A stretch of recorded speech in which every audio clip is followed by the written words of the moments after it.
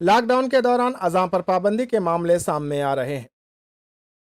الہ آباد high court نے اس ضمن میں جمعہ کو بڑا فیصلہ کیا ہے۔ الہ آباد ہائی کورٹ نے اتر پردیش کے بعض مقامات پر ضلع انتظامیہ کی جانب سے اذان پر لگائی گئی پابندی کو غیر قانونی قرار دیا ہے۔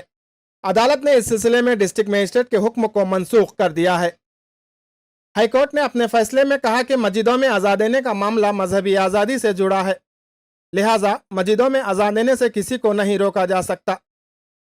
ہائی کورٹ نے تبصرہ کرتے ہوئے کہا کہ مسجدوں میں اذان دینے سے کرونا وائرس کی گائیڈ لائن کی خلاف ورزی نہیں ہو رہی ہے۔ ایسے میں کرونا وائرس کی گائیڈ لائن کو بنیاد بنا کر مسجدوں میں ہونے والی اذان پر پابندی نہیں لگائی جا سکتی۔ یاد رہے کہ ضلع انتظامیہ کی جانب سے لگائی جانے والی ان پابندیوں کے خلاف کانگریس قائد سلمان خورشید اور غازی پور کے ایم پی افضال انصاری نے الہ آباد ہائی کورٹ میں آن لائن عرضی داخل کی تھی، جس پر عدالت عالیہ نے یہ فیصلہ سنایا ہے۔